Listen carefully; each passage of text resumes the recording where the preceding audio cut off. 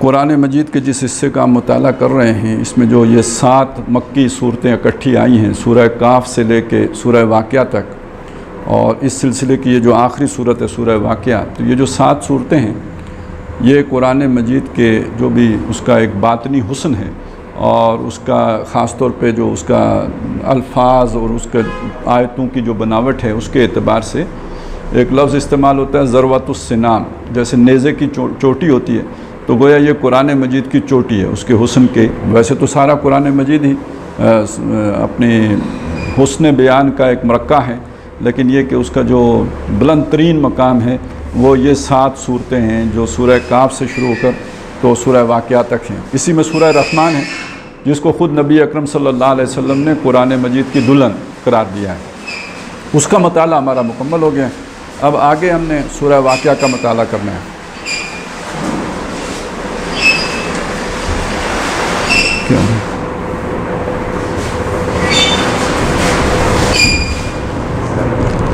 یہ بات اس سے پہلے بھی کئی دفعہ ہمارے سامنے آ چکی ہے کہ قرآن مجید کی اکثر و بیشتر صورتیں وہ ہیں جو جوڑے جوڑوں کی صورت میں ہیں، یعنی جوڑا ہونے کا مطلب یہ ہے کہ دونوں صورتیں مل کر کسی ایک مضمون کی تکمیل کرتے ہیں، ایک مقصد کی تکمیل کرتی ہیں۔ تو یہ سورہ رحمان اور سورہ واقعہ بھی آپس میں جوڑا جوڑا ہے۔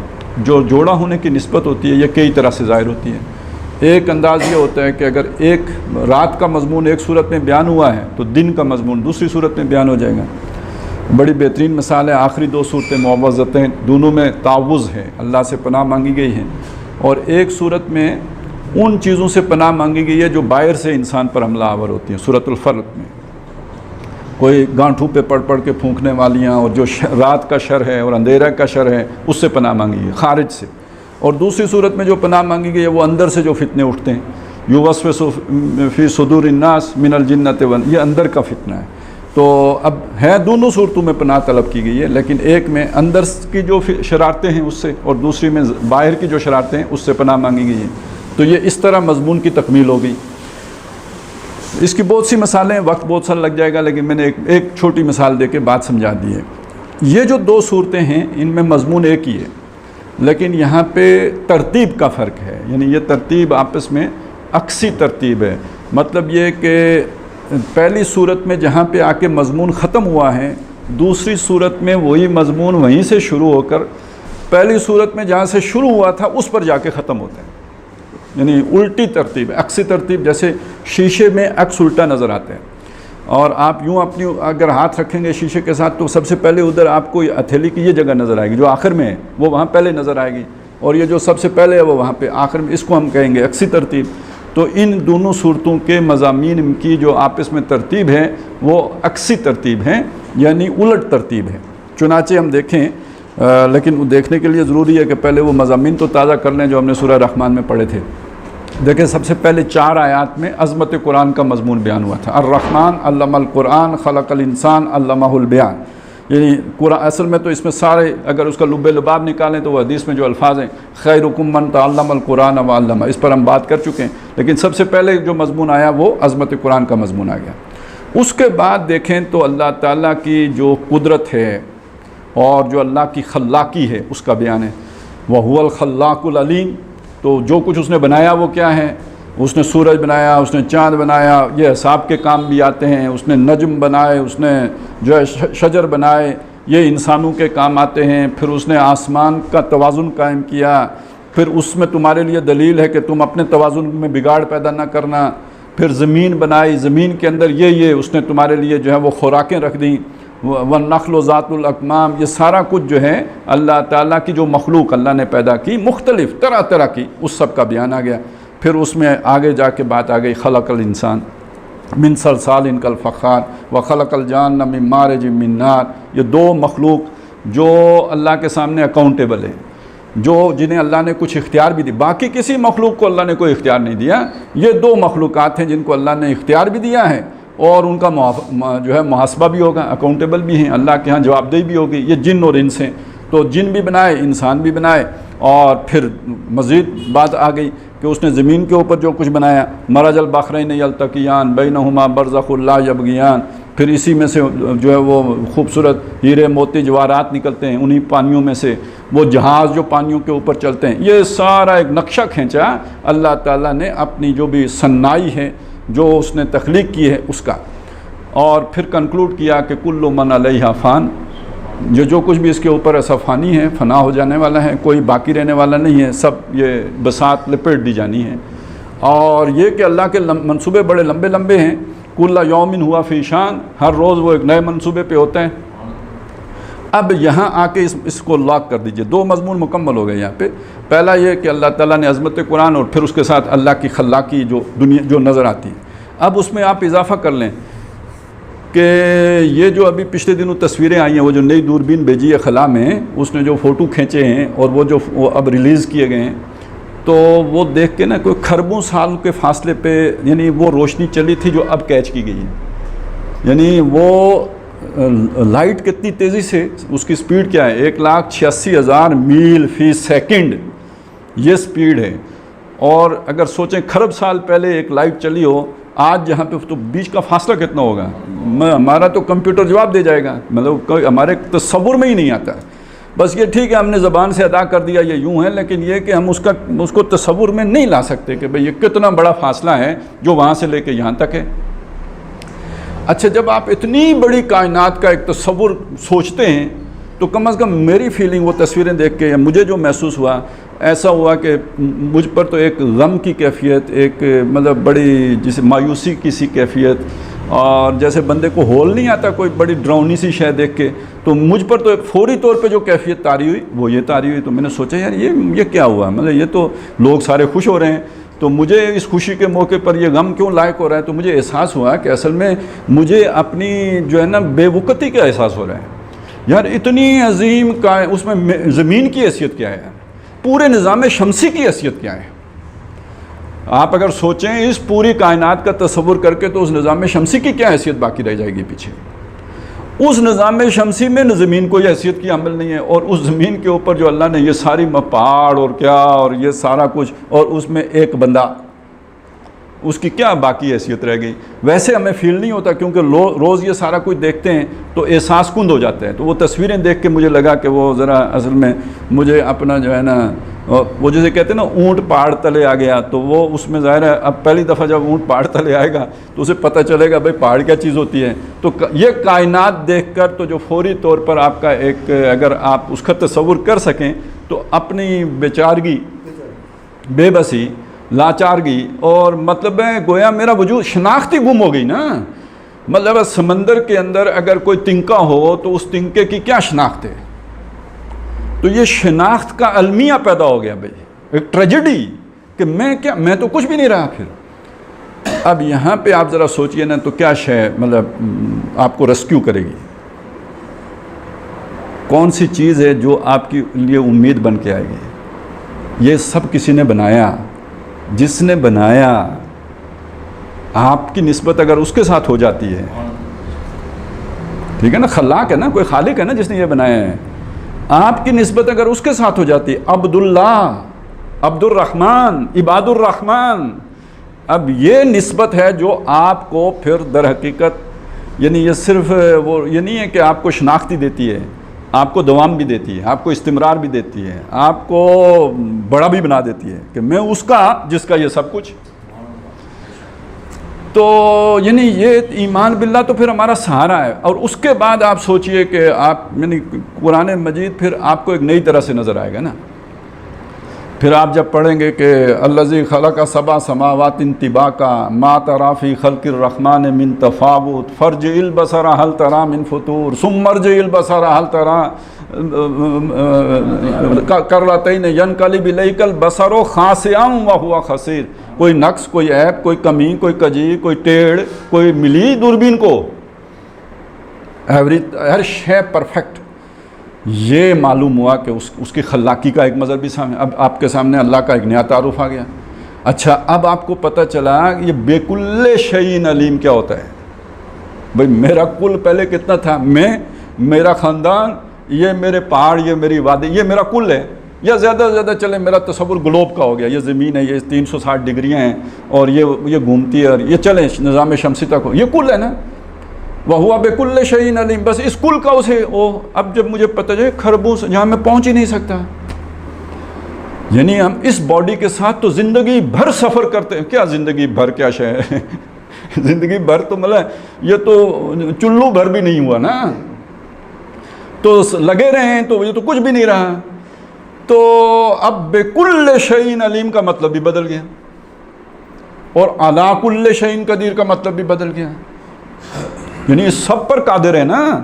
اب یہ صرف ہوائیں چلانے کا یا بارش برسانے کا مسئلہ نہیں رہا، جہاں تک ہمارے سگنل ہی نہیں پہنچتے اس سب کا مسئلہ ہو گیا. عَلَىٰ كُلِّ شَيْءٍ قدیر وَهُوَ بِكُلِّ شَيْءٍ عَلِيمٌ وَهُوَ الْقَاهِرُ فَوْقَ عِبَادِهِ. اب بالکل آپ پر ایک سبح للہ ما فی السماوات وما فی الارض، تسبیح کر رہی ہے ہر شے جو آسمانوں میں ہے جو زمین میں ہے. اور میں بتا چکا ہوں کہ قرآن مجید جب آسمان اور زمین کی جو ہے نا یہ ترکیب استعمال کرے، اس کا مطلب کائنات، پوری کائنات، جو انسان جہاں تک پہنچا یا جہاں تک نہیں پہنچا وہ سب. تو اس سے سمجھ لیجئے کہ ایک بالکل یعنی یہ جو سب کچھ ہے یہ جو اللہ نے بنایا ہے اس کا مقصد کیا ہے، تو یہ اس سے اندازہ کل یوم ہوا فی شان، ہر روز وہ ایک نئے منصوبے پہ ہوتا ہے. تو اور ابھی تو ہمیں کائنات کے بارے میں کوئی یعنی سارا علم جمع کریں تو وہ بہت ہی یوں سمجھیے کہ 1% بھی نہیں بنے گا جو مجموعی اس کی. اور اچھا یہ وہ آیت بھی ذرا ذہن میں لائیں نا کہ قُلْ لَوْ كَانَ الْبَحْرُ مِدَادًا لِكَلِمَاتِ رَبِّي لَنَفِدَ الْبَحْرُ قَبْلَ أَن تَنْفَدَ كَلِمَاتُ رَبِّي وَلَوْ جِئْنَا بِمِثْلِهِ مَدَدًا. اب زمین کا ہر ذرہ مل کے بھی پوری کائنات کو محض بیان کرنے لگے تو بیان کر سکتا ہے اللہ؟ تو خیر بہت اونچی بات ہے نا، اللہ نے جو مخلوق بنائی ہے آپ اس کو لکھنے بیٹھے ہیں، ایک ایک باڈی کو اس کا حساب کرنا شروع، تو آپ کے تو سارے اس زمین کے کاغذ بنا دیں اور اس کی سیاہیاں بنا دیں، پھر بھی وہ تو اس مخلوق کی شمار نہیں ہوگا سارا، تو بنانے والے کا کیسے ہوگا؟ تو یہ ساری چیز جو ہے نا وہ ایک بے بسی طاری کر دیتی ہے، ایک بالکل وہ. اب اس سے آگے آپ ذرا سوچئے جو اگلی بات آتی ہے وہ یہ ہے کہ یعنی سب سے بڑی یعنی چاند ہمیں اپنا لگتا ہے کہ وہاں پہ ایک انسان نے قدم رکھا ہے، کسی انسان نے قدم رکھ دیا نا چاند پہ تو ہمیں لگتا ہے ہماری ریچ میں ہے، کل وہ پہنچ گیا تو آج کوئی اور بھی پہنچ سکتا ہے. مریخ تک ہمارے اگر وہ خلائی شٹلیں پہنچ گئی یا کوئی اڑن تشتریاں پہنچ گئی تو ہمیں سکون مل جاتا ہے، یار مریخ بھی ہماری ایکسس میں ہے. لیکن یہ والا تو کام ہی باہر ہو گیا. اب یہاں معراج کو ذرا ذہن میں لے کے آئے، وہ بھی تو نوع انسانی ہی کا ایک فرد ہے نا کہ جو راتوں رات یہ سارا سفر کر کر پھر واپس بھی آ گیا. تو آپ کے سامنے بالکل نئی دنیا نئی. اب وہ جو سفر شروع ہوا تھا مایوسی سے، ایک مطلب جسے کہتے ہیں نا بالکل گپ اندھیرے سے، وہ سفر اب ایک خوشی میں، سرشاری میں، ایک کیفیت بالکل آپ کیف و سرور میں بدل جائے گا. میں وہ ٹھیک ہے نا اسی نوع انسانی کے ایک فرد نے یہ سارا یعنی عالم سے گزر گیا. اور گاہ میری نگاہ تیز چیر گئی دل وجود، تو وہ جیسے نگاہ دل وجود چیر جاتی ہے ایسے تو وہ جسم کے سمیت اس پوری کائنات کو چیر کے وہ آخری سرے پہ منتہا سدرۃ المنتہا، جہاں تک آپ کی کسی ابھی تک کوئی سگنل نہیں پہنچا، اس کی کوئی تصویریں آپ تک نہیں آئیں، وہ وہاں تک پہنچ گیا. تو ایک آپ کو بڑا یعنی جسے کہتے ہیں نا الا ان اولیاء اللہ لا خوف علیہم ولا هم یحزنون، تو اس وہ حزن کی کیفیت سے تو کم از کم آپ نکل آتے ہیں. تو یہ سارا بیان کرنے کے بعد کنکلوڈ اس پہ یعنی اس کو یہاں پہ لاک کر دیا، اس کو روک یعنی آپ اس مضمون کو یہاں روک دیں. پہلا عظمت قرآن کے ساتھ جوڑ کے جو چیز آ گئی وہ کائنات آئی، اور ان میں دونوں میں ربط کیا ہے؟ قرآن اللہ کا کلام اور کائنات اللہ کا کام. اگر تو یہ کسی مستری نے بنائی ہوتی اور اللہ کا کلام ہوتا تو پھر اس میں اتنا ہی فرق ہوتا جتنا انجینئر کی حساب کتاب میں اور مولوی صاحب کے واز میں ہوتا ہے. اگر وہ کلام بھی اسی کا ہے جس نے یہ کائنات ڈیزائن کی ہے تو اس میں کوئی فرق و تفاوت نہیں ہو سکتا. تو یہ دونوں چیزیں آ گئیں پہلے اس حصے میں جو سورہ رحمان کا ہے. اس کے بعد پھر اسے اگلا منظر سامنے آ گیا کہ یہ ساری بساط لپیٹی جائے. خطاب ہے اب جنوں اور انسانوں سے جو سمجھ سکتے ہیں اس بات کو. بھینسوں کو تو سمجھ نہیں آتی، مخلوق اللہ ہی کی ہیں.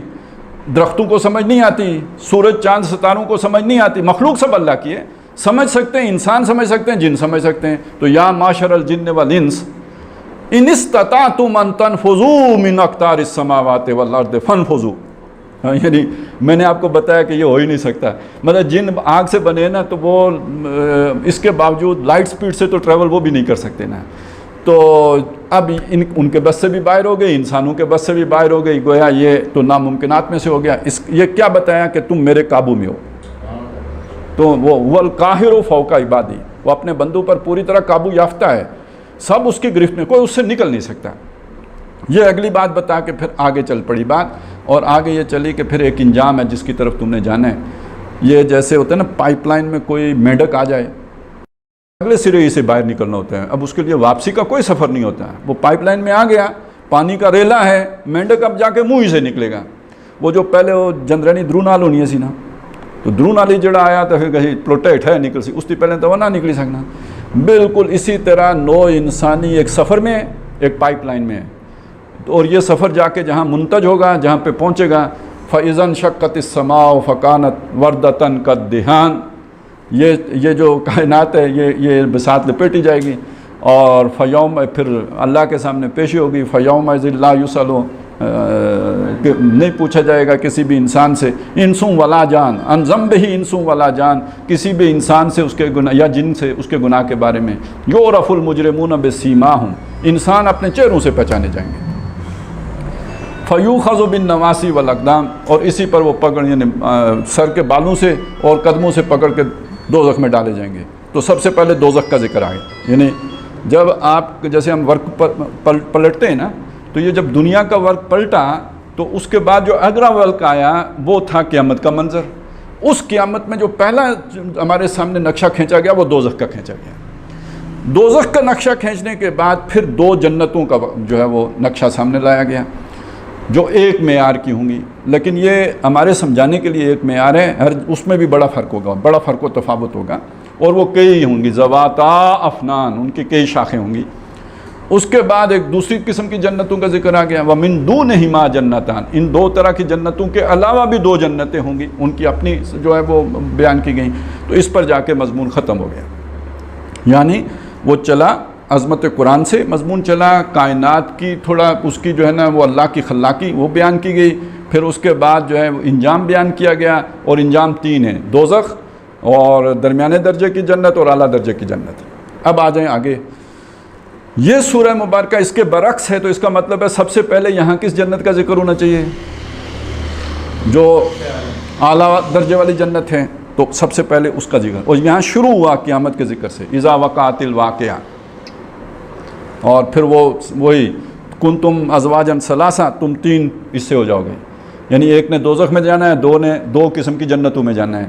تو وہ جو دو قسم کی جنتیں ہیں ان میں سے جو اعلیٰ جنت ہے اس کا ذکر پہلے آ گیا, اور اس کے بعد جو اس سے کمتر والی جنت ہے اس کا ذکر آیا, پھر دوزخ کا ذکر آیا.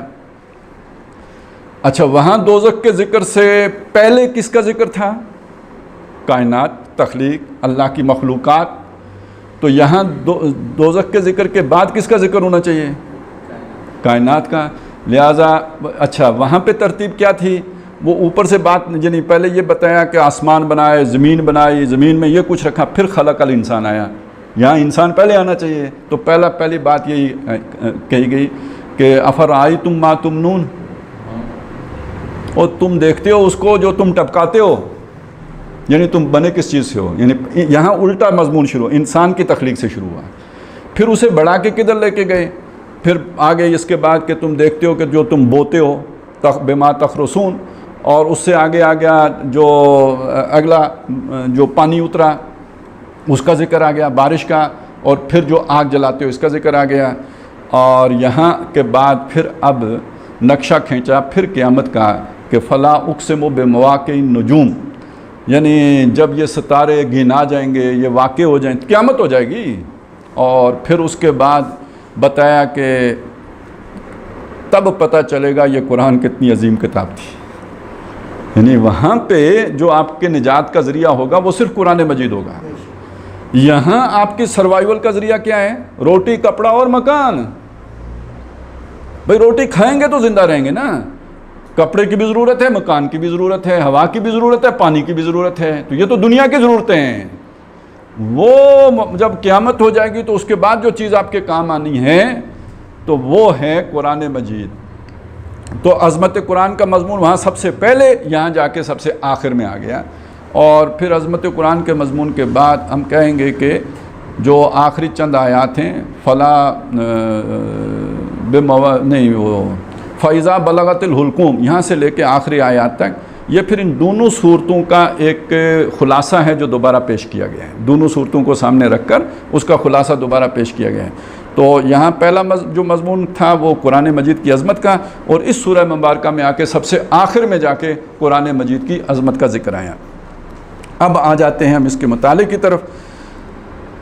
تو پہلی آیت ہمیں بتاتی ہے، یعنی قیامت کے لیے آپ کو پتہ ہے مختلف الفاظ آتے ہیں قرآن مجید میں، القاریہ تو ملقاریہ، کھڑکھڑانے والی، ناک کرنے والی، دستک دینے والی، یا یہ کہ کوٹنے والی، یہ سارے معنی اس کے کیے گئے ہیں۔ تو یہ تو بہت ہی مشہور ہیں۔ اسی طرح جو ہے لا اقسم بیوم القیامہ، اس یعنی قیامت وہ جب کھڑی ہو جائیں گے سارے لوگ، اس کی طرف بھی وہ بھی ہے بات۔ اچھا، اسی طرح اس کے لیے جو ہے وہ بھی آیا ہے حق کا، جو حق چیز ہے۔ تو یہاں پہ واقعہ، اب واقعہ کیا ہوتا ہے؟ ہمارے عام بول چال میں یہ لفظ استعمال ہوتا ہے کہ فلانی جگہ یہ واقعہ پیش آ گیا، یہ وہی واقعہ ہے۔ بھئی ہم کہتے ہیں نا بھئی واقعہ ہوا، گاڑیاں ٹکرا گئی، جسے ہم ایکسیڈنٹ کہتے ہیں، حادثہ، وہ واقعہ بھی ہے، جو حادثہ ہے وہ واقعہ بھی ہے۔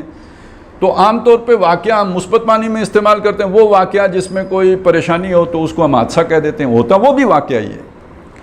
تو گویا اس کائنات میں بھی ایک واقعہ ہونا ہے، واقعہ رونما ہوگا، اور وہ واقعہ یہ ہوگا کہ یہ اس کی بساط لپیٹی جائے گی، قیامت ہو جائے گی۔ یعنی اگر آپ اسے بالکل عام محاورے میں لیں تو یہ ایک سمپل سی بات ہے جو کہی گئی ہے، ایک بڑا واقعہ ہوگا جس میں یہ بس، اچھا بڑا میں کہہ رہا ہوں اپنی سوچ کے اعتبار سے، آپ ذرا اللہ کے اعتبار سے دیکھیں تو کیا واقعہ ہے یہ تو تنکا بھی نہیں ٹوٹا نا۔ اب جو کائنات کا ہمارے سامنے تصور آ رہا ہے، اس میں فرض کریں اس نظام شمسی کی قیامت ہوتی ہے، تو کیا واقعہ ہے؟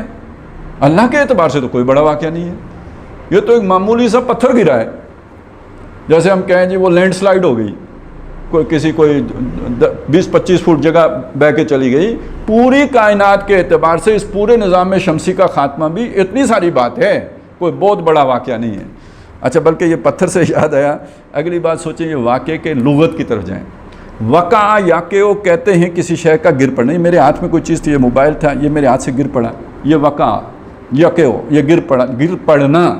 چنانچہ بعض نے اس کا ترجمہ یہ بھی کیا نا، ہو پڑنے والی ہو پڑے گی، تو یہ ہو پڑنے میں وہ گر پڑنے کا مفہوم شامل ہے۔ تو اذا وقعت الواقعہ، جب وہ ہو پڑنے والی ہو پڑے گی، یعنی وہ واقعہ جب رونما ہو جائے گا، اور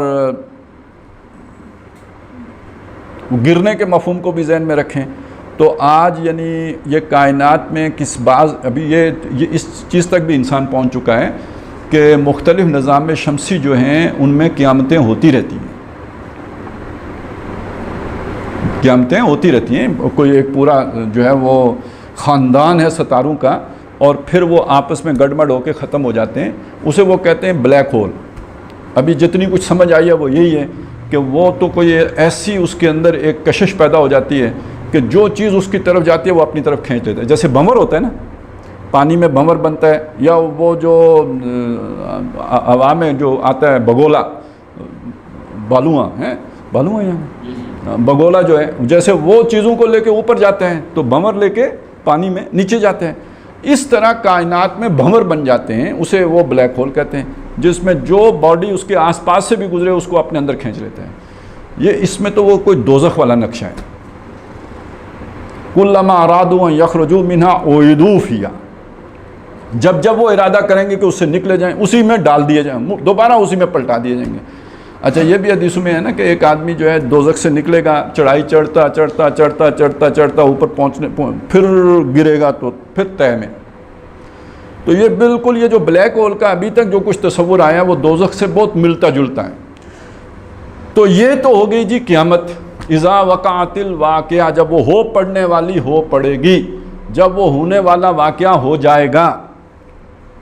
لیس لوقعتھا کاذبہ، اس کے ہو پڑنے میں کوئی جھوٹ نہیں ہے، اس کا کوئی جھٹلانا نہیں ہے، وہ کوئی مطلب ہے وہ ایک حقیقی سچی واقعی بات ہے، ایک شدنی حقیقت ہے، اس سے انکار ممکن نہیں ہے، اس سے کوئی جو ہے جیسے اب ہم سمجھتے ہیں یہ بات کہ موت سے تو کسی کو انکار نہیں ہے، جو کافر بھی ہے وہ موت کا انکار تو نہیں کر سکتا نا۔ یہ جو انسانی علم آگے بڑھا ہے یہ ثابت کر رہا ہے کہ یہ کائنات کا اینڈ ہونا ہے، کم از کم یہ کہ اس نظام شمسی کا تو اب وہ سورج کی عمر کا بھی حساب لگا رہے ہیں نا، اتنے عرصے کے بعد سورج جو ہے وہ اس کی روشنی ماند پڑ جائے گی، تو گویا یہ ایک ایسی شدنی بات ہے، ایک ایسی حقیقت ہے جس تک انسان کے علم کی بھی رسائی ہو جائے گی کہ یہ ایک وقت میں یہ بساط لپٹ جائے گی، یہ ختم ہو جائے گا کام۔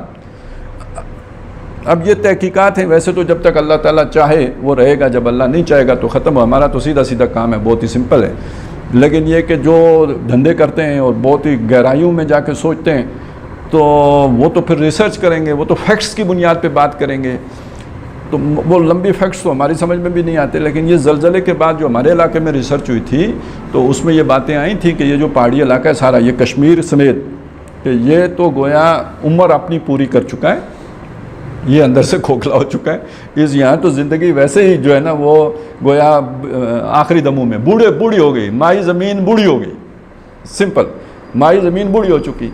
تو اب اس سے سمجھ لیں کہ یہ اس کا کیسے انکار کیا جا سکتا ہے، یہ تو ہو پڑنے والی شے ہے، یہ تو ہونی ہی ہونی ہے، جیسے موت کا انکار نہیں ایسے اس کا انکار ناممکن ہے۔ لیکن اگلی بات جو ہے اصل میں یہ ہے کہ یہاں سائنس آ کے یہاں پہ تو یہ تو مان لے گی کہ یہ ختم ہو جائے گی، اس کے بعد دوبارہ بننے کا تو سائنس کبھی بھی نہیں کہے گی، ٹھیک ہے نا، سائنس کبھی یہ بات نہیں کہے گی کہ دوبارہ بنے گی، دوبارہ زندگی کے بارے میں سائنس کبھی بھی نہیں، ہاں سائنس یہ بھی نہیں کہے گی کہ دوبارہ زندگی نہیں ہے، کیونکہ یہ بھی سائنٹیفکلی پروو تو نہیں ہے نا دوبارہ زندگی نہیں ہے، ہو سکتا ہے ہو جائے، ہو سکتا ہے نہ ہو، نہ ہم کہہ سکتے ہیں ہوگی، نہ ہم کہہ سکتے ہیں نہیں، یہ سائنسی موقف ہوگا، ہمارا تو اس پہ یقین ہے، اس پہ تو شک ہو سکتا ہے کہ ابھی میں ہوں یا نہیں ہوں، لیکن اس پر کوئی شک نہیں ہو سکتا کہ دوبارہ اللہ کے سامنے بن کے اللہ کے سامنے پیش ہونا ہے۔ تو اسی طرح سمجھ لیجئے کہ یہ جو ٹوٹ پھوٹ ہوگی زمین کی تو اس کے بعد زمین معدوم نہیں ہو جائے گی، اس لیے میری بات سے آپ کو اگر یہ اشارہ ملا ہو کہ کائنات شاید نہیں ختم ہوگی، اس نظام شمسی کی قیامت ہوگی، تو یہ کائنات کے خاتمے کی بات نہیں ہے، ایک جو انسانی ایریا ہے اور اس میں چلے نظام شمسی کو لے لیں، اس تک کی بات ہے کہ جس میں یہ قیامت برپا ہو، اس لیے کہ دوبارہ بننی ہے، اور جب دوبارہ بننی ہے تو پھر اس زمین یہی ہوگی، لیکن اس کی بناوٹ یہ نہیں ہوگی، یہ پہاڑ ختم کر دیے جائیں گے، دریا سمندر ختم کر دیے جائیں گے، وَإِذَا الْأَرْضُ مُدَّتْ، جب یہ زمین کھینچ دی جائے گی، وہ یہ کھینچنے سے یہ سمجھ لینا، یہ ابھی تو ہے نا ایسی گول پیڑے کی طرح ہے، چپاتی بناتے ہیں تو وہ پیڑا کتنا چپٹا ہو جاتا ہے، لیکن جب وہ چپٹا ہوتا ہے تو اس کے اندر جتنا آٹا تھا وہ بھی باہر آ جاتا ہے، وہ اوپر سے نظر آ رہا ہوگا یا نیچے سے نظر آ جائے گا، تو یہی بات وہاں کہی گئی ہے، وَإِذَا الْأَرْضُ مُدَّتْ وَأَلْقَتْ مَا فِيهَا، جو اس کے اندر ہوگا اس کو اگل دے گی، وَتَخَلَّتْ، اندر سے خالی ہو جائے گی، سب کچھ باہر آ گیا نا، تب چپٹی ہو گئی۔ اب یہ جو پورا جو ابھی گلوب ہے یہ پراٹھا جب بن جائے گا، اس کے اوپر وہ حشر کا میدان سجے گا، وہ تو یہیں پہ ہے نا، یہیں پہ حساب ہونا ہے۔ اب یہ حساب کتاب ہونے کے بعد اگلا مرحلہ ہے، اور اگلا مرحلہ یہ ہے کہ جس میں یہ بات تو بالکل واضح ہے کہ جو جنتی ہوں گے ان کی جو ابتدائی مہمان نوازی ہوگی نزلاً، وہ تو ادھر ہی شروع ہو جائے گی نا، زمین کے اوپر ہی، جیسے وہ ٹینٹ لگے ہوئے ہوتے ہیں نا الیکشن، تو اپنے اپنے ووٹرز کے لیے نہیں بنایا ہوتا ہے، چلیں جی ان کو کچھ پانی وانی کا بھی بندوبست کر دیتے ہیں، تو یعنی ابتدائی طور پر وہ اس جو بھی ہولناکی ہے اس دن کی، اس سے انہیں پناہ دینے کے لیے ادھر ہی اللہ تعالیٰ نے ان کے لیے کچھ نہ کچھ انتظام کر رکھا ہوگا، لیکن وہاں روکنا تو نہیں ہے، وہ تو ایک عارضی رکنا ہے وہاں پہ، وہاں سے اب منتقلی ہے، اور یہ جو منتقلی ہے یہ کائناتی منتقلی ہے۔ اب آپ سمجھے نا یہ کدھر جانا ہے؟ قرآن مجید کہتا ہے ان کے لیے ایک سے زائد جگہ کہتے ہیں کہ جو لوگوں نے یہ کیا ان کے لیے آسمان کے دروازے نہیں کھولے جائیں گے، اس کا مطلب جو نیک لوگ ہوں گے ان کے لیے آسمان کے دروازے کھلیں گے۔ اب یہ آسمان کے دروازے خود ایک بڑا کام ہے، یہ تو خیر اب کچھ سائنس اس کے قریب دستک دے رہی ہے کہ یہ جو انمٹ فاصلے ہیں جو ہمارے تصوری سے باہر ہیں، ان میں بھی کوئی خاص راستے ہیں جن میں یہ سفر پلکوں میں طے ہو سکتا ہے. تو آسمان کے وہ دروازے کھلیں گے جن کے لیے، تو وہ پھر یہ سفر جو ہے لہزوں میں طے کریں گے، لائٹ سپیڈ سے بھی تیز. تو جب آپ لائٹ سپیڈ سے تیز کریں گے تو گویا اگر وہ برا نہ لگے تو حاضر ناظر ہو جائیں گے نا.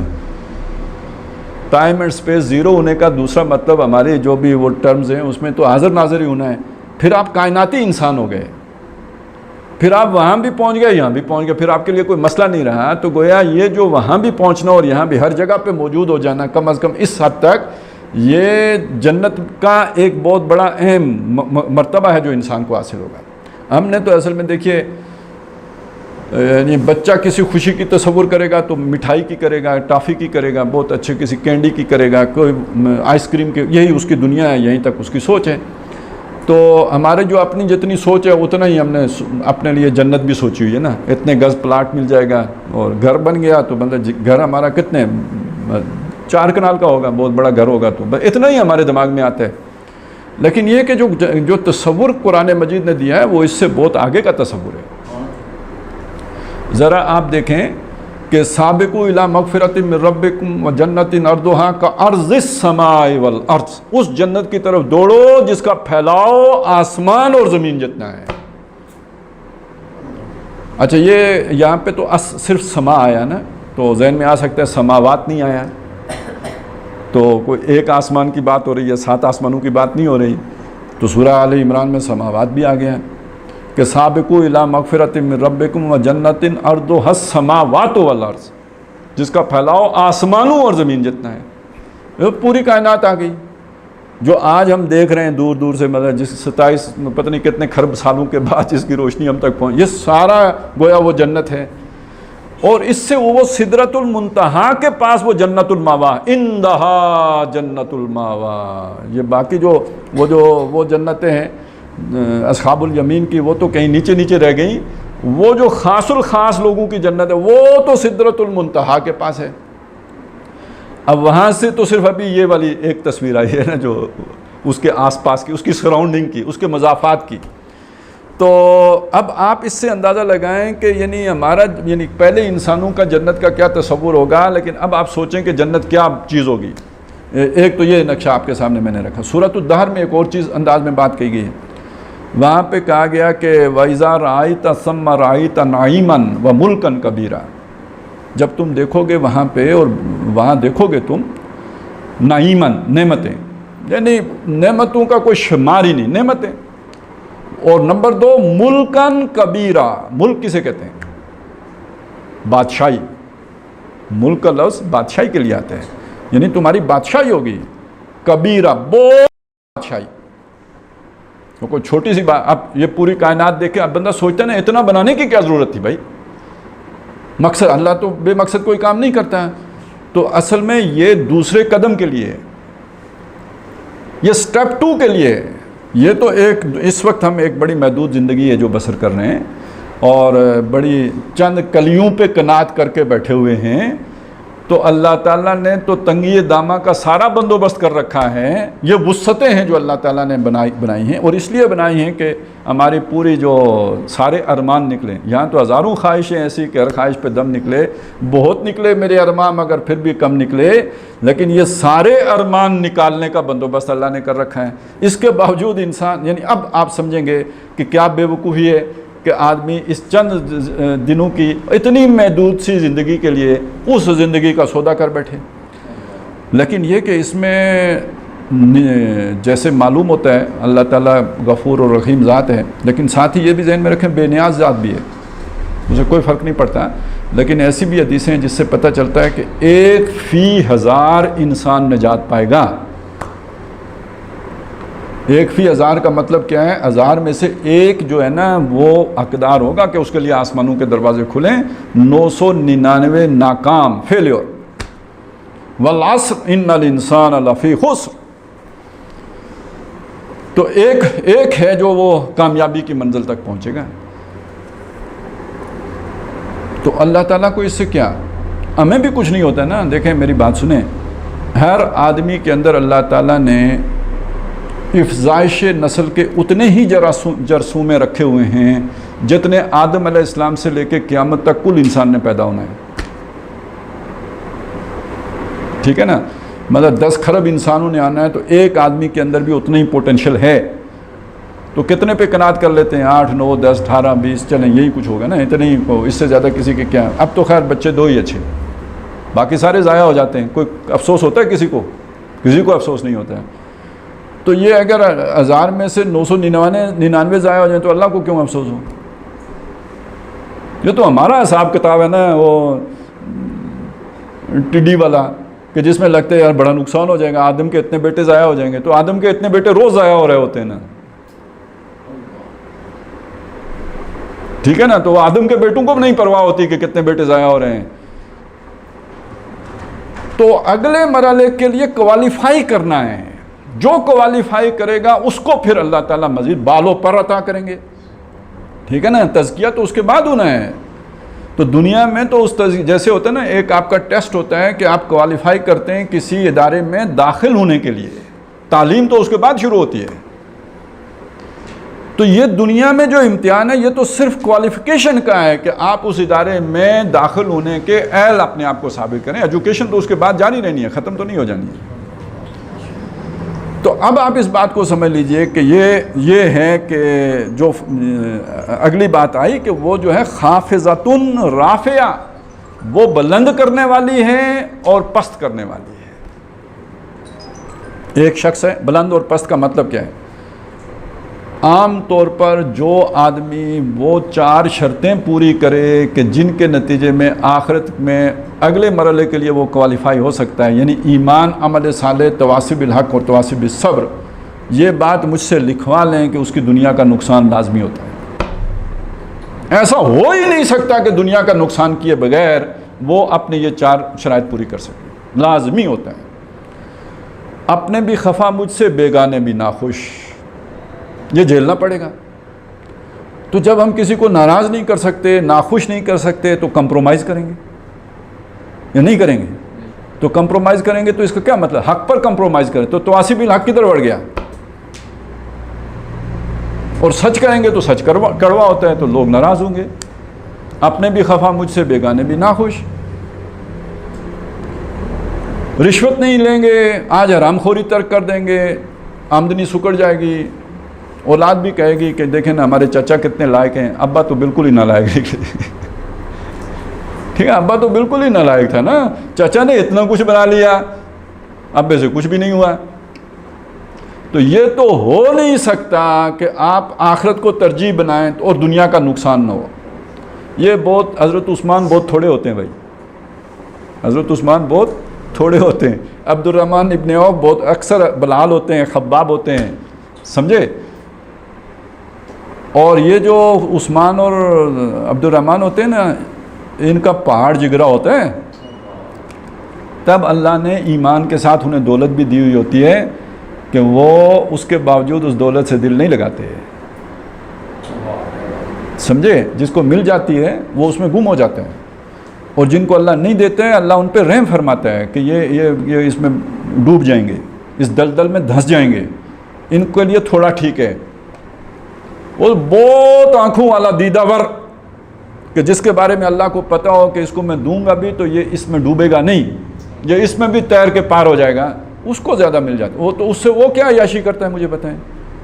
نہیں، ایمان والے کو اللہ دولت دے بھی دے تو اس نے کیا عیاشی کرنی ہے؟ وہ سوئٹزرلینڈ جائے گا، دبئی جائے گا۔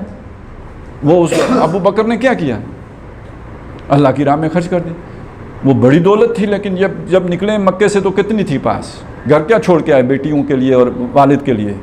کیا چھوڑ کے آئے تھے؟ حضرت خدیجہ کے پاس بھی بڑی دولت تھی، کدھر گئی؟ کیا رہ گیا تھا حضور کے پاس؟ ظاہر ہے سب حضور کو ملی نا، تو کیا کیا؟ کچھ رہی حضور کے پاس۔ حضرت عثمان کے پاس بھی بڑی دولت تھی، خلافت بھی تھی، فوجیں تھیں، یہ چند باغی تھے۔ ابھی پچھلے دنوں ان کی شہادت کا دن گزرا ہے، یہ بات لوگوں کی سمجھ نہیں آتی، لاکھوں کی سٹینڈنگ آرمی ان کی موجود تھی۔ ایک حکم کی دیر تھی، وہ سب کے پرچے اڑا دیتے۔ انہوں نے کہا میں اپنی جان کے لیے کسی کی جان نہیں لوں گا۔ ہاں ذرا سوچیں نا، ذرا آپ اس امتحان کا اندازہ لگائیں۔ ایک آدمی پوری طاقت رکھتا ہے سمیش کر دینے کی، وہ سمیش کر سکتے تھے، کہتے ہیں میں مطلب کوئی چلیں آرڈر کو کوئی مسئلہ ہو، کوئی نظام کو مسئلہ ہو تو میں کروں، اپنی ذات کے لیے کیوں کروں؟ نہیں کرتا۔ جیسے حضرت علی رضی اللہ تعالیٰ عنہ نے فرمایا تھا نا کہ میں پہلے اسے قتل، جس نے تھوک دیا تھا تو اسے چھوڑ دیا، کہ پہلے میں اللہ کی رضا کے لیے اسے قتل کر رہا تھا، اب تو چونکہ میرا اپنا ذاتی غصہ بھی بیچ میں شامل ہو گیا، نہیں کرتا۔ تو وہ بھی ختم کر سکتے تھے، انہوں نے کہا نہیں، اپنی ذات کے لیے تو نہیں میں ختم کروں گا، جان دے دی، لیکن وہ فوجیں اپنی ذات کے تحفظ کے لیے استعمال نہیں کی۔ یہ جگرا کتنوں کا ہوتے ہیں؟ تو پھر بہتر ہے نا ان کے پاس اقتدار نہ ہو، اقتدار ہوگا تو غلط استعمال کریں گے اور اپنا ہی نقصان کر لیں گے، پھر بہتر ہے ان کے پاس دولت نہ ہو۔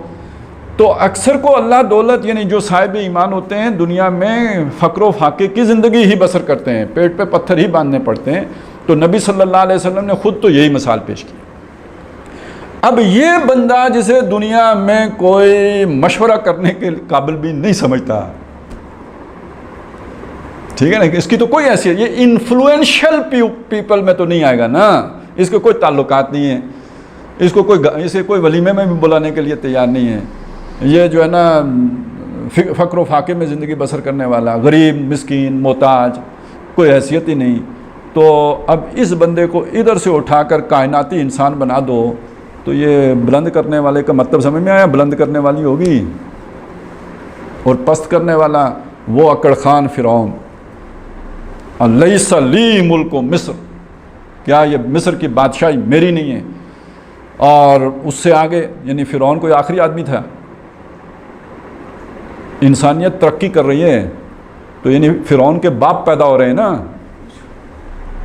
فرعونیت مر نہیں گئی ہے، فرعون مرا ہے، فرعونیت نہیں مری ہے، فرعونیت نے ترقی کی ہے۔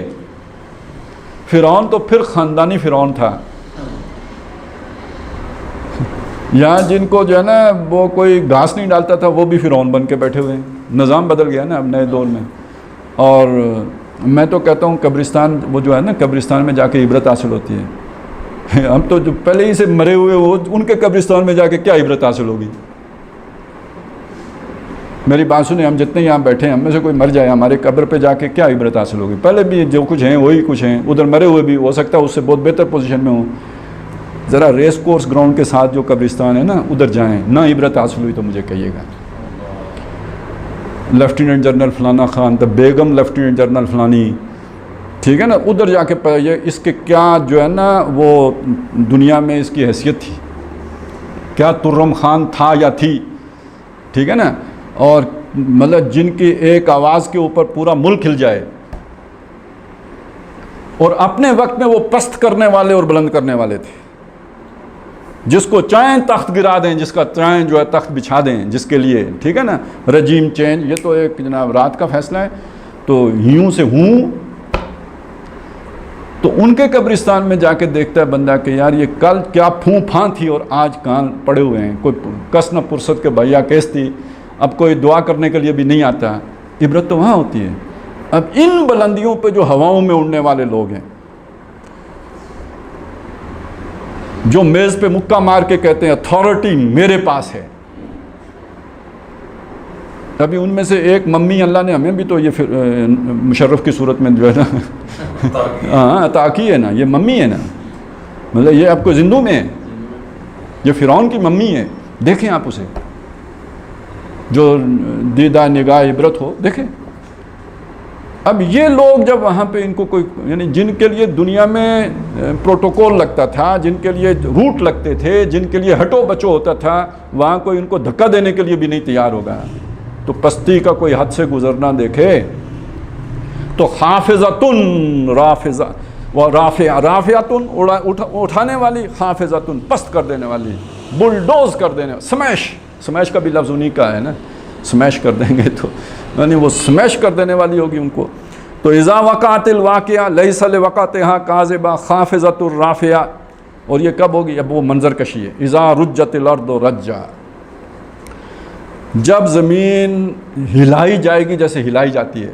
اصل میں یہ ترجمہ اسی طرح کیا جاتا ہے، میں تھوڑا سا آپ کو اس کا وہ بتا دوں، یہ عربی زبان میں جب فعل کے بعد مفعول بھی اسی مادے سے حالت نسبی میں آ جاتا ہے تو اسے ہم کہتے ہیں مفعول مطلق، جس کا مطلب یہ ہوتا ہے کہ یہ کام یعنی بڑی یعنی جسے کہتے ہیں باریکی سے، بڑی حتمیت سے، بڑی تکمیل کے ساتھ یہ کام مکمل کیا جائے گا. ایزا یعنی وہ ہلائی جائے گی، جسے ہمارے یہاں کہتے ہیں نا اللہ اللہ تے اللہ نا، یعنی ایک ہی ہلانے کو ہم 3 دفعہ جو لے کے آتے ہیں تو اصل میں اس میں زور اور تاکید پیدا کر رہے ہوتے ہیں کہ یہ کام لازمی ہوگا، یعنی ہلنا ہوگا.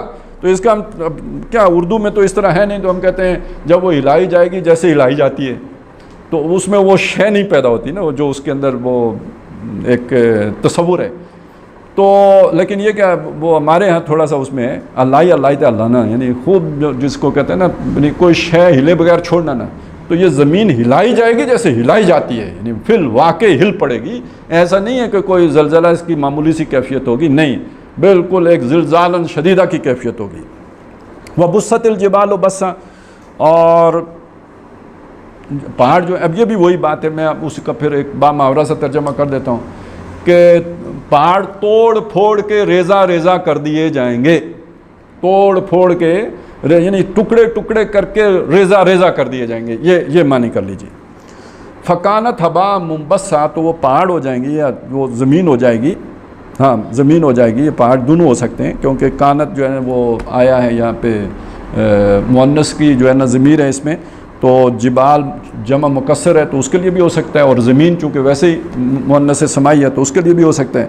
تو وہ زمین یا وہ پہاڑ یا یہ سارا کچھ مجموعہ جو ہے یہ ہو جائے گا ہباء منبثا، یہ ایک بس اڑتا ہوا جو ہے نا غبار. کہاں یعنی یہ باڈیز کی صورت میں رہے گا ہی نہیں. یہ ریزہ ریزہ بھی اصل میں یوں یہ صحیح لفظ نہیں ہے. ریزے میں تو پھر بھی وہ کوئی نظر آنے والی شے ہوتی ہے نا، یہ بالکل کمے والا جو لفظ ہے نا کہ جس میں غبار کا مطلب ہی نہیں ہے کہ وہ بالکل گرد بن کے اڑ جائیں گے. یہ آپس میں ان کا جو جوڑ ہے یہ جوڑ کھل جائیں گے، اور جوڑ کھل جائیں گے تو یہ سارا ریزہ ریزہ ہو کے غبار کی صورت اختیار کر ایک دھواں بن جائے گا. بس اس سے زیادہ ایک وقت ایسا گزرے گا زمین کے اوپر کہ اس کی یہ صورت بن جائے گی، اذا رجت الارض رجا وبست الجبال بسا فکانت هباء منبثا وکنتم ازواجا ثلاثا. اب یہ جو ایک دم ازواج ثلاثہ نہیں ہو جائیں گے، 3 ازواج یہاں پہ ویسے زوج کہتے ہیں جوڑے کو، تو یہاں پہ وہ چونکہ ایک سے زیادہ جوڑے ہوں، ٹکڑے کہہ لیجئے یہاں پہ کہ 3 ٹکڑیوں میں تقسیم ہو جاؤ، تمام نوع انسانی 3 حصوں میں بٹ جائے گی. لیکن یہ ایک دم تو نہیں ہوگا، یعنی جو واقعات ہوں گے ان کو دیکھ لیجئے کیسے ہوں گے. جو بڑی نشانیاں ہیں، سورج کا مغرب سے طلوع ہونا، دابت الارض کا نکلنا جو لوگوں کو مور لگا کے بتائے گا یہ مسلمان ہے یہ کافر ہے.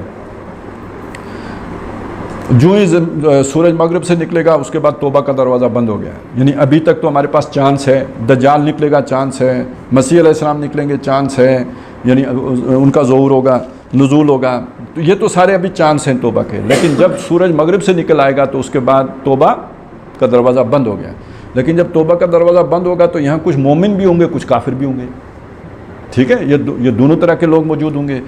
اس کے بعد پھر یہ ہوگا کہ ایک نکلے گا جانور، کہتے ہیں مروا سے نکلے گا اس کے پہاڑ کے نیچے سے، وہ باقاعدہ بتائے گا، یہ نشان لگا یہ مومن ہے. وہ جیسے آج کل وہ نہیں آتے وہ قطرے پلانے والے، نشان لگا کے جاتے ہیں، اس نے پی لیا اور اس نے نہیں پیا، تو وہ بھی بتائے گا کہ بھئی یہ والے مومن ہیں اور یہ والے کافر ہیں. پہلے ہی اس سے فرق تو کوئی نہیں پڑا، پتہ لگ بھی گیا تو کوئی فرق، توبہ تو اب قبول ہونی نہیں ہے. پھر ایک صبح کو ایک ٹھنڈی ہوا چلے گی اور لطیف ہوا، اس ہوا سے جتنے بھی ایمان والے ہوں گے وہ فوت ہو جائیں گے. پیچھے رہ جائیں گے شریر، کافر، بدماش قسم کے لوگ، ان پر پھر وہ قیامت واقع ہوگی. یہ بڑا ہولناک منظر ہے، یہ قیامت عذاب ہے، اور یہ عذاب آئے گا ان گناہگاروں پر جو کافر ہوں گے. مومنین کو اللہ تعالیٰ اس سے پہلے اٹھا لے گا. اور بھی چھوٹے چھوٹے واقعات ہیں قرآن مجید کے جو ہے نا الفاظ اٹھا لیے جائیں گے. یہ ساری میں نے بڑی بات آپ کے سامنے رکھی ہے. اس کے بعد ہزاروں سال گزریں گے، ہمیں کوئی پتہ نہیں کتنا عرصہ گزرے گا، برزخ کا دور ہے. اور پھر جو ہے ایک صبح کو پھر ایک سیٹی بجائی جائے گی. اب سور پھونکنے کو میں کہوں گا جیسے وہ وسل ہوتی ہے نا، فوجیوں کی پریڈ لگتی ہے تو وہ مارتے ہیں تو سیٹی بجاتے ہیں، وسل ہوتی ہے، یا یہ کہ وہ کوئی الارم ہوتا ہے تو وہ سارے دوڑ کے آ جاتے ہیں. اسی طرح جو ہے نا وہ اسرافیل جو ہے سیٹی ماریں گے اور سارے قبروں سے نکل کر دوڑتے ہوئے جو بھی اپنی اپنی جگہ ہے اس پر پہنچ جائیں گے. دیر لگائیں گے نہیں، سب نکل آئیں گے.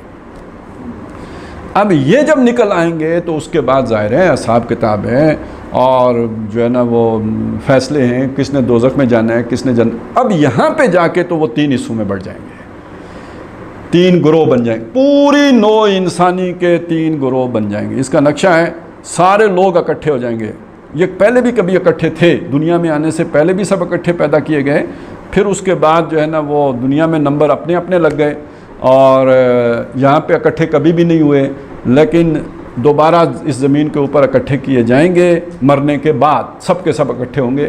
بلکہ سورہ میں اس کا سورہ انعام میں اس کا ذکر ہے، وَلَقَدْ جِئْتُمُونَا فُرَادَا كَمَا خَلَقْنَاكُمْ أَوَّلَ مَرَّةٍ، ہم تمہیں اب لے آئے نا فرادا، اکیلا اکیلا، کوئی کسی کا رشتہ دار نہیں ہے، کما خلقناکم اول مرۃ، جیسے کہ تم کو ہم نے پیدا کیا تھا پہلی مرتبہ، تب بھی کوئی کسی کا رشتہ دار نہیں تھا۔ وَتَرَكْتُم مَا خَوَّلْنَاكُمْ، اور تم چھوڑ آئے ہو جو خول ہم نے تمہیں پہنائے تھے۔ یہ خول کیا ہیں؟ یہ رشتہ داریاں خول ہیں، یہ بندھن ہیں، ان کو بندھن کہتے ہیں نا، ہم مختلف بندھنوں میں بندھے ہوئے ہیں، جو بندھن ہے وہ خول ہے، برادری کا خول ہے، جو بھی اپنی قوم قبیلے کا خول ہے، یہ خول ہے جن میں بندھے۔ اچھا، اسی میں جو محبتیں ہیں وہ بھی ایک خول ہیں، یہ اولاد ہے، یہ بیوی ہے یا بیوی کے لیے اس کا شوہر ہے، اچھا یہ کاروبار ہے، یہ سارے بندھن ہیں جن میں ہم، یہ سب اللہ نے ہمیں باندھا ہوا ہے، یہ خول ہیں جو ہمیں پہنائے ہوئے ہیں۔ اسی میں ہمارے رول ہیں، خول کے ساتھ اب رول، یعنی کوئی بادشاہ ہے، کوئی چوکیدار ہے، کوئی امیر ہے، کوئی غریب ہے، کوئی جو ہے نا بغیر محنت کے کھا رہا ہے، کسی کو ہاتھوں سے محنت کر کے کما کے کھانی پڑ رہی ہے، کسی کو جو ہے نا وہ کئی نسلوں کا اس کے پاس ہے، اور کوئی جو ہے 2 وقت کی روٹی کو ترستا ہے۔ اپنا اپنا خول ہے، ہر شخص اپنے اپنے خول میں ہے۔ وہ جس خول میں تم تھے وَتَرَكْتُم، وہ تم چھوڑ آئے ہو نا، مَا خَوَّلْنَاكُمْ، جو خول ہم نے تمہیں چڑھایا تھا، وَرَاءَ ظُهُورِكُمْ، اپنی پیٹھوں کے پیچھے، یعنی وہ دنیا میں خول تھے۔ جیسے ڈرامہ ہوتا ہے اس میں بادشاہ کا کسی کو لباس پہنا دیتے ہیں، کسی کو چوکیدار کا پہنا دیتے ہیں، لیکن وہ جب اسٹوڈیو سے نکلتے ہیں تو وہ اتروا لیتے ہیں، وہ کہتے ہیں آپ اپنے کپڑے پہن کے جاؤ، یہ تو اگلی فلم میں کام آئیں گے آپ کدھر، یہ اسٹیج کی چیز تھی۔ تو یہ دنیا کے اسٹیج میں اللہ نے مختلف خول، مختلف رول دیے ہوئے ہیں، یہ دنیا میں رہ گئے۔ اب وہاں پہ بات یہ ہوگی کہ آپ نے اپنا کردار نبھایا کیسے۔ آپ کو بادشاہ بنایا تھا، آپ کی یہ ذمہ داری تھی، آپ کو چوکیدار بنایا تھا، آپ کی یہ ذمہ داری تھی، آپ کو امیر بنایا تھا، آپ کی یہ ذمہ داری تھی، آپ کو غریب رکھا تھا، آپ کا یہ کام تھا۔ تو آپ نے اپنا کردار ادا کیسے کیا؟ مسئلہ تو یہ ہے، ہو سکتا ہے چوکیدار کامیاب ہو جائے اور بادشاہ ناکام ہو جائے۔ وہ جو پرفارمنس ایوارڈ ہوتا ہے نا ڈرامے کا، وہ بعض اوقات میراثی کو مل جاتا ہے کہ اس نے وہ میراثی والا کردار بہت اچھا نبھایا ہوتا ہے، اور جو ڈرامے میں بادشاہ ہوتا ہے اس کو وہ ایوارڈ نہیں ملتا۔ تو یہ اس کا تعلق اس چیز کے ساتھ ہے۔ اب 3 گروہ بن گئے، ایک گروہ وہ ہے جو ناکام لوگوں کا گروہ ہوگا، دوسرا گروہ وہ ہے جو کامیاب لوگوں کا، اور تیسرا انتہائی کامیاب لوگوں کا، اس کا آگے اسی کا ذکر ہے۔ تو فرمایا وَكُنْتُمْ أَزْوَاجًا ثَلَاثَةً، تم 3 گروہوں میں بڑھ جاؤ گے۔ فَأَصْحَابُ الْمَيْمَنَةِ مَا أَصْحَابُ الْمَيْمَنَةِ، تو جو دائیں طرف والے ہوں گے تو کیا خوب ہیں یہ دائیں طرف والے۔ اصل میں اب وہ 2 گروہ ان دائیں طرف والوں میں بنیں گے۔ وَأَصْحَابُ الْمَشْأَمَةِ مَا أَصْحَابُ الْمَشْأَمَةِ، اور جو بائیں طرف والے ہیں تو کیا برے ہیں یہ بائیں طرف والے۔ اچھا، یہ جو مشأمہ ہے اس کا ترجمہ میں نے بائیں طرف والا کیا اور برا بھی کیا۔ تو اصل میں یہ لفظ ہے، ہمارے ہاں ایک لفظ استعمال ہوتا ہے شوم، شوم، فلانا بندہ بڑا شوم۔ تو شوم کسے کہتے ہیں؟ یہ اردو میں جو ہوتا ہے شومی قسمت، جس کی قسمت خراب ہو، بد قسمت، بد نصیب، شومی قسمت کی خرابی کی وجہ سے یہ کام ہو گیا۔ تو شوم شخص وہ ہے، اصل میں اس کا معنی ہوتا ہے کہ بڑا بد نصیب آدمی ہے، بڑے یعنی نقصان والا، خسارے والا آدمی ہے، لیکن عام طور پر ہم اسے استعمال اس وقت کرتے ہیں کہ جو جس آدمی کے اندر وہ کنجوسی ہو، وہ دل کا سخت ہو، تو اس کے لیے ہم شوم کا لفظ استعمال کرتے ہیں۔ تو اصل میں یہ دل کی سختی سب سے بڑی بد نصیبی ہے۔ تو یہ یہاں پہ مشأمہ کا آپ معنی بد نصیب بھی کر سکتے ہیں، وہ تو خوش نصیب ہے نا جو دائیں والے ہو گئے، اس کے مقابلے میں یہ شوم لوگ ہیں، بد نصیب لوگ ہیں جو بائیں والے ہیں، لیکن عظیم اکثریت تو ان کی ہوگی۔ اب جو دائیں والے ہیں ان میں سے ایک وہ ہیں والسابقون السابقون، وہ جو سبقت کرنے والے ہیں۔ کیا ہیں وہ سبقت کرنے والے؟ یعنی آگے نکل جانے والے، سبقت کر جانے والے یعنی باقیوں سے آگے نکل جانے والے۔ میں بس اس کا ترجمہ کر لیتا ہوں، پھر باقی تفصیل انشاءاللہ اس حصے کی آئندہ کر لیں گے۔ پتہ اولئک المقربون، یہ قریب والے ہیں، مقرب اللہ کا قرب ان کو حاصل ہوگا۔ وہ عند سدرۃ المنتہا عندہا جنت الماوا، یہ قرب اللہ کے قریب والے لوگ ہو گئے۔ فی جنات النعیم، یہ نعمتوں والے باغات میں ہوں گے۔ سلۃ من الاولین، پہلو والوں میں سے یہ بہت ہیں۔ وقلیل من الاخرین، بعد والوں میں سے یہ تھوڑے ہوں گے۔ اعلیٰ سرور موضونہ، یہ بیٹھے ہوں گے جو برابر جو ہوں گی لگی ہوئی، جو تخت نشی ہوں گے۔ متکئین علیہا متقابلین، آمنے سامنے ان پر بیٹھے ہوں گے۔ یطوف علیہم ولدان مخلدون، اور ہمیشہ رہنے والے لڑکے ان کے اوپر جو ہے وہ طواف کر رہے ہوں گے، یعنی آ جا رہے ہوں گے، چیزیں لا رہے ہوں گے، پیش کر رہے ہوں گے۔ بے اکواب و باریک و کاسم من معین، وہ پیالے بھی ہوں گے اور ان کے لیے جو ہے وہ جام ہوں گے، اور بہت صاف ستھرے پینے کی چیز کے، شراب کہہ لیجئے۔ لا یصدعون عنہا ولا ینزفون، اور یہ کہ وہ اس کو پی کے نہ ان کا سر دکھے گا اور نہ ہی وہ بہکیں گے، یعنی وہ جو ہوتا ہے نا شراب دنیا کی پی کے تو سر چکرانے لگتا ہے، تو اس طرح کی کوئی کیفیت نہیں ہوگی۔ وفاکہۃ مما یتخیرون، اور میوے ہوں گے، ڈرائی فروٹ ہوگا جو وہ پسند کریں گے۔ ولحم طیر مما یشتہون، اور پرندوں کا گوشت ہوگا جس کی وہ طلب کریں گے، اشتہا محسوس کریں گے۔ وحور عین، اور بڑی بڑی آنکھوں والی خوبصورت عورتیں ہوں گی۔ کامثال اللؤلؤ المکنون، اور ان کی مثال یعنی ان کی خوبصورتی کی، یعنی ان کی صفائی ستھرائی، یا یہ کہ ان کی آنکھوں کی مثال ایسی ہے جیسے مونگے اور موتی ہوں، چھپائے گئے ہوئے موتی ہوں۔ جزاء بما کانوا یعملون، ان کی وہ جو محنت تھی، جو عمل تھا، اس کا ان کے لیے بدلہ ہوگا۔ لا یسمعون فیہا لغوا ولا تأثیما، وہاں نہ کوئی گناہ کی بات سنیں گے اور نہ بیہودہ بات سنیں گے۔ دنیا میں بعض اوقات بہت سی بری باتیں بھی برداشت کرنی پڑتی ہیں، یعنی پبلک سروس پر سفر کرنے کا جو سب سے بڑی مصیبت ہوتی ہے وہ جو باتیں سننی پڑتی ہیں، وہ جو سواریوں کی اور کنڈکٹروں کی لڑائیاں ہو رہی ہوتی ہیں، ایک بڑی مصیبت ہے اپنی جگہ پہ۔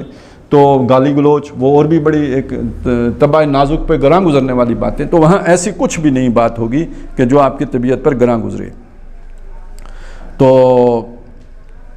اللہ قیلاً سلاما سلاما، وہاں بس ایک دوسرے پر سلامتی کی باتیں ہوں، کوئی ایک دوسرے سے بیر نہیں، کوئی دشمنی نہیں، سلام کی بات ہوگی۔ اور یہ ہے، باقی چلیں اس پر انشاءاللہ تعالیٰ اگلی نشست میں ہم گفتگو کر لیں گے۔